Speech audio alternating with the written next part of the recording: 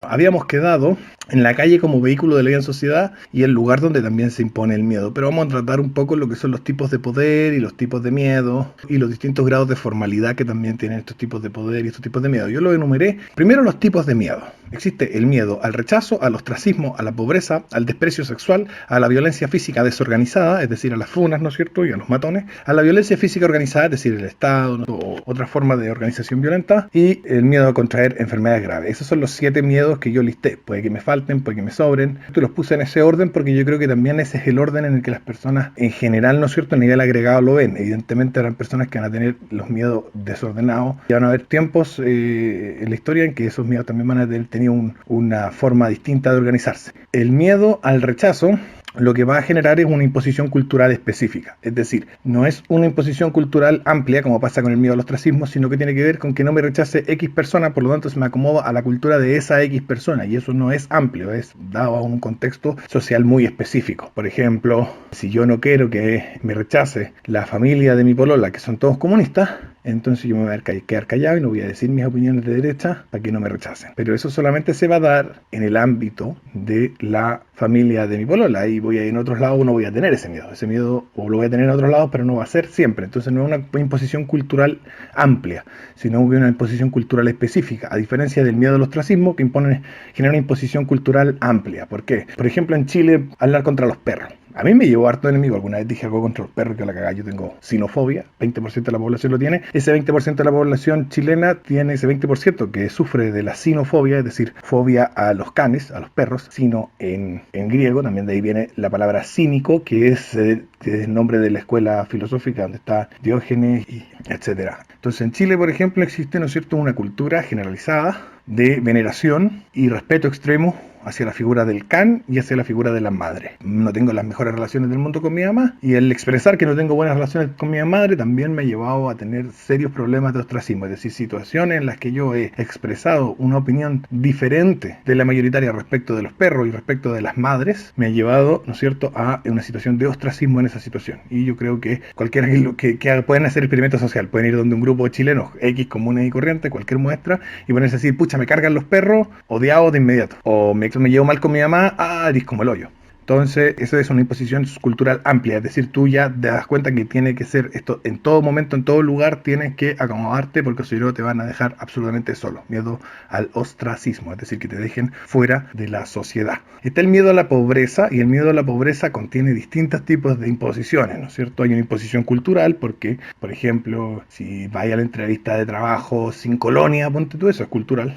O no tiene ninguna relación con el desempeño laboral de uno, pero si hay sin colonia tenéis menos posibilidades de acceder al trabajo si hubiera ido sin colonia. De hecho, la misma imposición a trabajar, que no es una imposición que te hacen los demás, sino que es una imposición después impuesta por la realidad a todos los seres humanos, deviene, digamos, de el miedo al trabajo. Pero también se generan imposiciones conductuales y políticas. Por ejemplo, hemos visto en Estados Unidos, en las grandes empresas tecnológicas, cómo echan a la gente por ser de derecha, por tener opiniones contrarias al feminismo, etcétera. Esa es una imposición política que se va a dar en el trabajo, como pasó con este chico de Google, que hizo un memorándum respecto de las diferencias biológicas entre hombre y mujer, y eso lo llevó a que lo echaran de la empresa Google por decir que era un texto de odio. Él era un buen analista de sistemas, pero lo echaron nomás porque él había analizado, ¿no es cierto?, como estos nerds que son medio Asperger, ¿no es cierto?, no entienden las mecánicas sociales, hizo un análisis de los papers académicos y de los estudios científicos más relevantes, y dijo, las mujeres y los hombres se diferencian en esto y esto y esto y esto. Y eso le significó el despido. Entonces ahí tenemos imposición política y conductual, ¿no es cierto?, por supuesto. Hay una forma de portarse, digamos, para no ser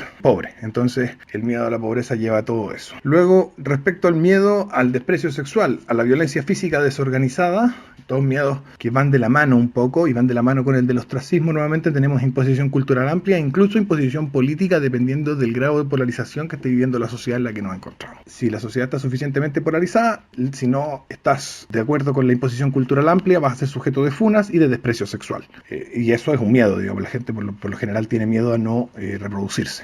Y tendríamos el miedo a la violencia física organizada, que tiene que ver con el Estado, la ley, la autoridad, o con algo que haga las veces de. Por ejemplo, si nos vamos a la Araucanía, la violencia física organizada la hacen los terroristas de la ideología mapuche, y ellos imponen, digamos, esa autoridad y su ley. Digamos, por eso se dice, esos delincuentes andan imponiendo su ley, ¿no es cierto? Es una expresión muy clara, porque es una forma de violencia organizada y por lo tanto lo que se está imponiendo, digamos, en cierto sentido, bastante más poético o metafórico, es una ley. Entonces ahí es donde, por ejemplo, las personas, no sé, pues, un chico que tiene 19, 20 años y tiene una relación de pololeo con una chica que tiene 13 o 14 años, no va a querer tener relaciones sexuales con ella por miedo a la violencia física organizada del Estado. Luego, el miedo a contraer enfermedades graves nos lleva, ¿no es cierto?, a lo que hemos visto estos fines de semana, ¿no es cierto? Estamos en confinamiento, en cuarentena, nos podríamos contagiar. Y obviamente, para los que no tienen miedo de contagiarse, se le suma el miedo a la violencia física organizada que propone el Estado, ¿no es cierto?, para que nos cuidemos todos.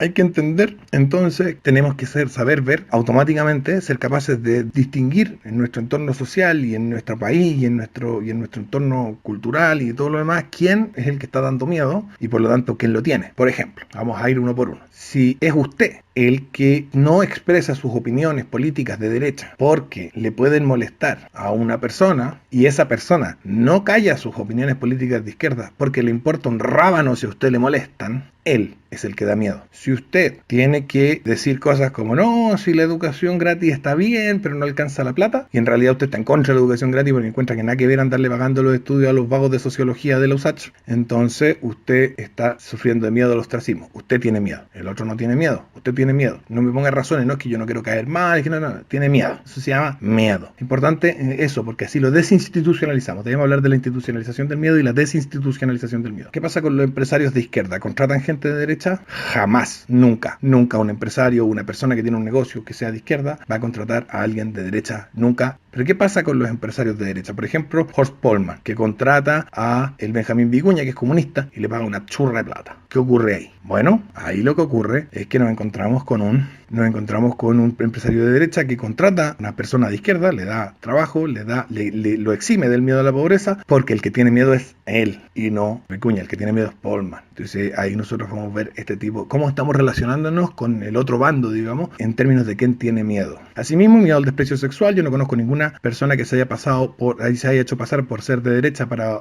acceder al coito. Sí he conocido miles de hueones que andan disfrazándose de feminista para poder acceder a alguna sucia y peluda vagina con los pelos teñidos de las feministas.